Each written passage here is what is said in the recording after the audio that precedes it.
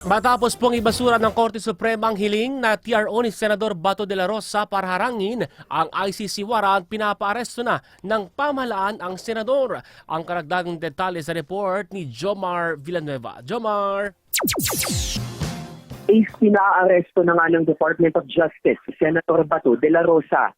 Ayon kay Acting Justice Secretary Frederick Vida, inatasan na ng ahensya ang mga otoridad, kabilang ang Philippine National Police at National Bureau of Investigation na ipatupad ang pag-aresto. Binigyang diin ni Vida na tinuturing ng pugante o tumatakas sa batas si Senator Bato at dapat akyang madala sa International Criminal Court para harapin ang crimes against humanity as murder na pinupukol sa kanya. Kasunod dito, tiniyak ng NBI na aarestuhin nila ang senador without delay. Ayon kay NBI Director Melvin Matibag, mahigpit na susundin ng ahensya ang batas sa pag-aresto kay Senator Bato. Mababatid na makailang beses na nalusutan ng senador ang mga otoridad mula nang magpakita siya sa Senado noong May 11. Samantala, tiniyak din ng Malacanang na justice will be served.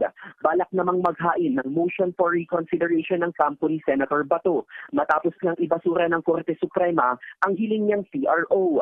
Ito ay panibagong tangka ng kampo ng senador para harangin ang kanyang napipintong pagka-aresto bunsod ng arrest warrant ng ICC. Jomar Villanueva, Newsline.